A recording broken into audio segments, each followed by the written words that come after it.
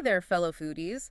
Ever wished you had like a secret decoder ring, to find the perfect wine for any meal? Decoder ring, that's a good one. Well, get this. Today we're diving deep into the world of food and wine pairing. Nice. We've got this book called Harmonize a Só Básica. Yeah, basic harmonization if you don't speak Portuguese. Right, so basic harmonization. It's less about hard and fast rules, Okay, yeah. more about understanding how flavors work together. So no more stressing over which Chardonnay goes with my fish tacos. Exactly.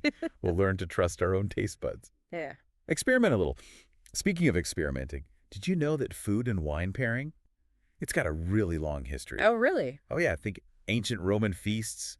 They were really into it. Carefully chosen wines added to the whole extravagant vibe. Wow, so this isn't just some like modern foodie fad. No way. Ancient civilizations were already hip to the synergy between food and wine. Huh. But those Romans, they really took it up a notch. Makes you wonder if they had like, designated wine guys back then, Uh-huh. like the original sommeliers. That's funny you should say that. The sommelier profession, as we know it today, Yeah. didn't really emerge until the 18th century. Oh, But before we get too far ahead of ourselves, let's rewind a bit. okay. The spice trade in the Middle Ages Yeah. brought all these exotic flavors to Europe, Yeah. really shook things up, got people experimenting with new wine pairings. Makes sense. New spices, you got to find new wine strategies. It's like each era added its own like chapter to the food and wine pairing story. Right. And like any good story, there are these recurring themes. Okay. One big one is this balance between concordance and contrast. Okay. Concordance is matching similar flavors. Okay. So think, a Cabernet Sauvignon. Yeah. Big, bold, dark fruit flavors. Mm. Alongside a juicy steak, Hmm. those big flavors just work together. Okay, so that's like pairing bold with bold. Exactly. Now, for contrast, imagine a sweet wine, something like a Sauterne, Okay. paired with a spicy dish. Oh, The sweetness tames the heat, right. creates this awesome push and pull on your palate. It's not just about matching, but about balancing different elements, you see. So there's more to it than just like red wine with meat, white wine with fish. Oh, way more. Yeah. It's about understanding how elements like acidity, sweetness, bitterness, even umami, how they all play together. Right. Take acidity, for example. Okay. The crisp acidity in a Sancerre. Yeah. It not only complements the salmon, Right. Right. but it cuts through the richness, Yeah, right. leaves you with this clean, refreshing taste. Yeah. You wouldn't get that with a less acidic wine. Oh, okay. That's a really helpful example. So knowing the level of acidity in a wine, that can really make the whole dining experience better. Absolutely. And it gets even more fascinating when you think about tweaking a dish. Okay. You can adjust its intensity, the acidity, even the texture to make it work better with a specific wine. Huh. It's a two-way street. So it's like this dance, right? Between the food and the wine, they have to move together in harmony. Yeah. So how do we avoid like stepping on each other's toes in this dance? Are there any combinations that are like a big no-no? Oh, yeah. There are definitely pairings that generally don't work well together. Okay. Highly tannic wines, for example, Yeah. they can completely overpower delicate dishes. It's Oh. like trying to waltz with a sumo wrestler. Huh. Okay, got it. So no Cabernet with my delicate flounder. Probably not the best idea.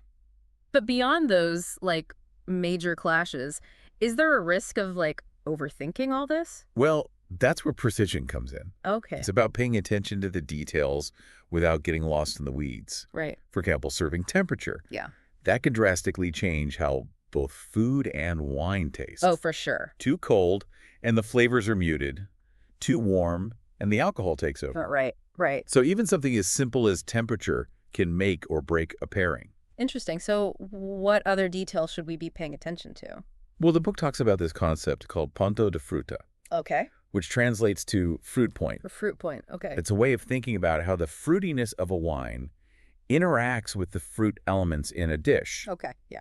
For example, a late harvest Riesling, Okay. with its stone fruit and honey notes, would perfectly echo a juicy grilled peach dessert. Oh, wow. Creates this really harmonious finish. Okay, that's a delicious image. Yeah. It's like the fruit flavors are singing together. Right. So finding these fruit echoes, that can really make a pairing special. Exactly. And it's not just about fruit.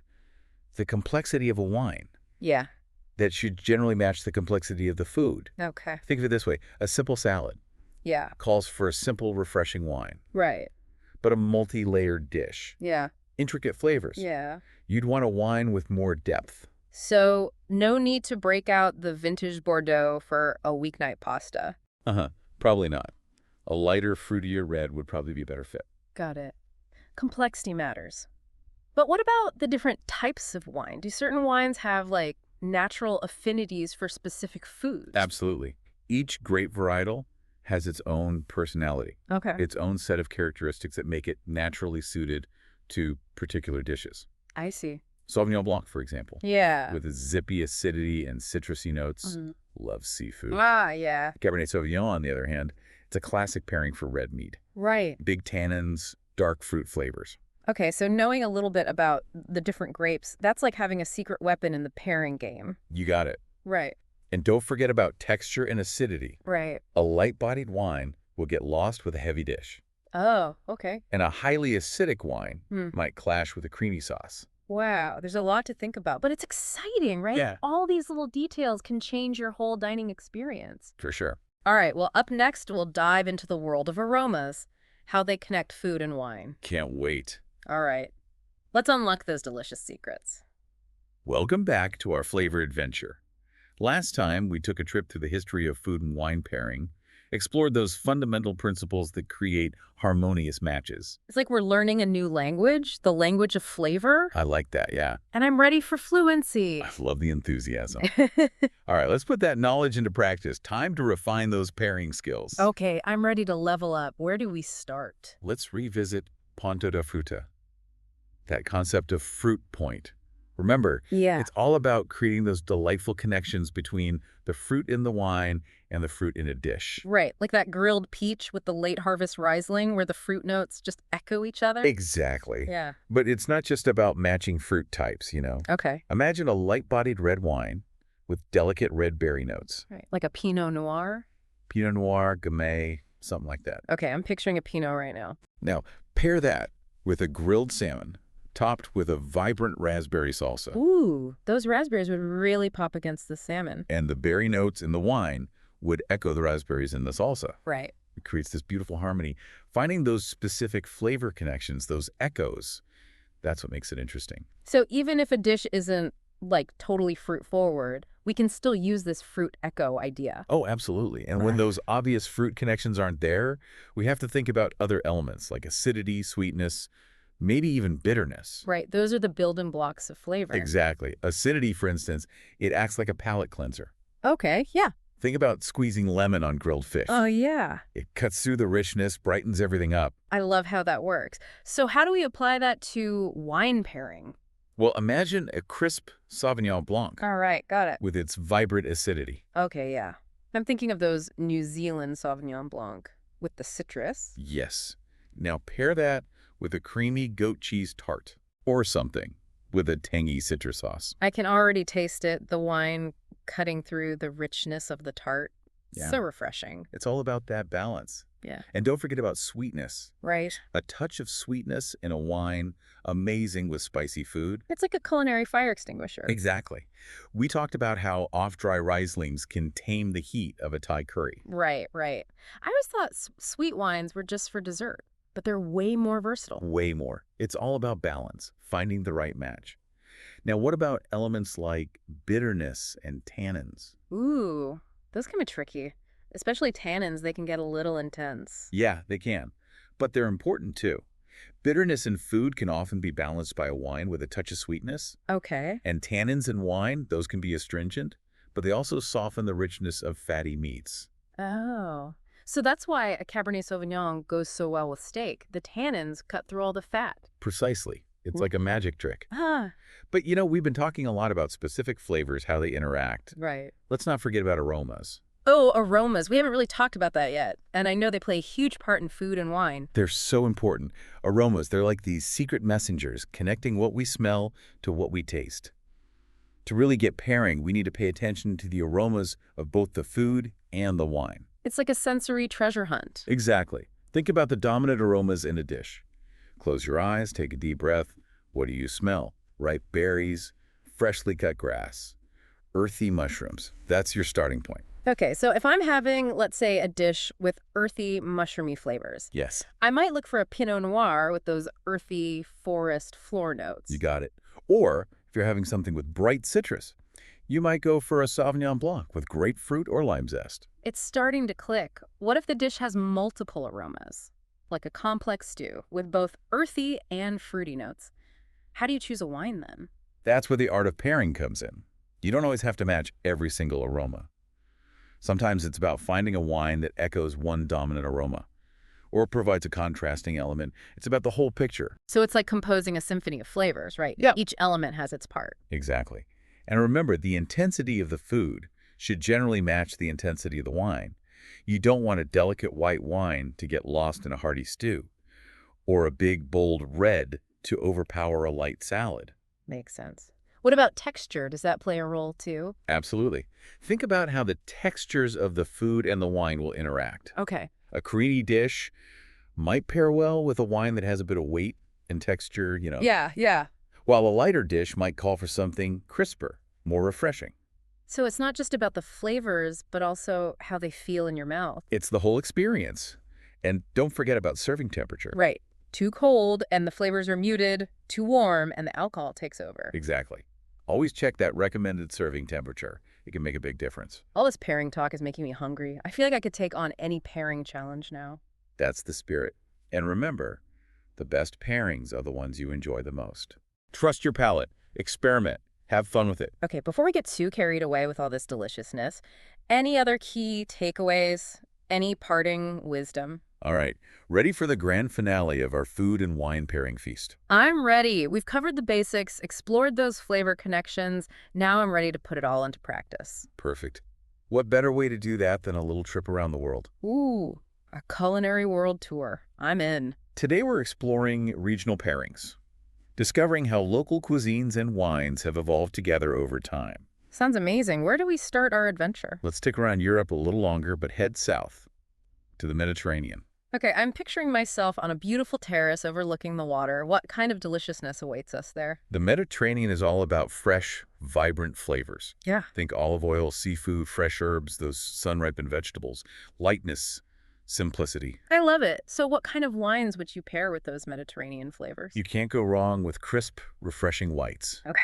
Vermentino from Italy, Assyrtiko from Greece, Oh, yeah. Albarino from Spain. They all have this zesty acidity that cuts through the richness of seafood Hmm. and those bright herbal notes. Perfect match. It's like those wines were made for the Mediterranean sun. Are there any reds that would work well? Absolutely. You'd want something light-bodied and fruity. Okay. A Grenache or a Sangiovese, they have enough structure to stand up to grilled fish Yeah. or a simple pasta dish, Right. but they will overpower those delicate flavors. All right, those are going on my must-try list. Now I'm feeling adventurous. Let's hop continents. Okay. South America. What wine treasures await us there? South America's a rising star in the wine world. Yeah. And their culinary traditions are just as exciting. I'm especially intrigued by Argentina, with their famous Malbec wines. Ah, Malbec.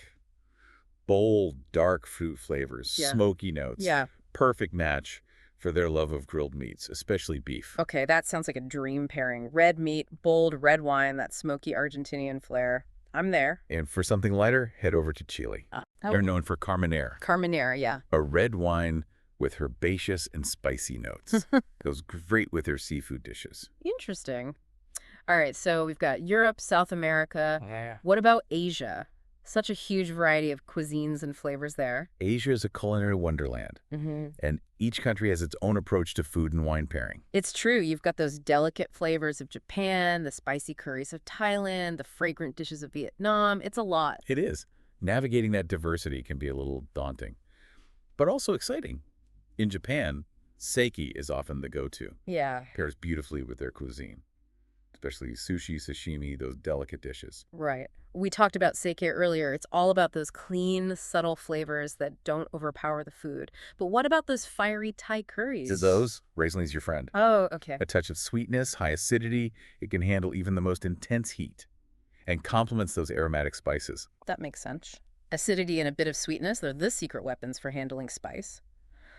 What about Vietnam? What wines work well with their fragrant dishes? Vietnamese cuisine is all about freshness and balance. Right. You have vibrant herbs, delicate flavors, that interplay of sweet, sour, salty, and spicy notes. So many layers. What wines can hold their own against that? Light-bodied whites like Sauvignon Blanc or Pinot Grigio are always a safe bet. Makes sense. Their crispness and citrus notes go well with the fresh flavors. Off-dry Rieslings with their delicate sweetness can also be a good choice. Okay. And don't underestimate sparkling wines. They can be surprisingly versatile. Wow. Sparkling wines. I had no idea. This has been such an eye-opener. It's been a whirlwind tour of flavor. Mm. And it just shows you there's so much creativity out there. Yeah. People all over the world finding ways to elevate their dining experiences through this art of pairing. It's really inspiring. So as we wrap up our deep dive, what are some final thoughts you'd leave our listeners with? What's the biggest takeaway? The most important thing is pairing is personal. There's no one right way to do it. I like that. It's about exploring, experimenting, and finding what brings you joy. It's like we've been given the keys to this whole new world of flavor. Exactly.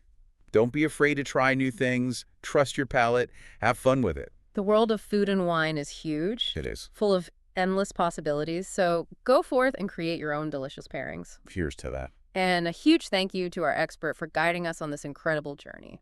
Until next time, keep those palates curious. And remember, the perfect pairing is the one you love the most.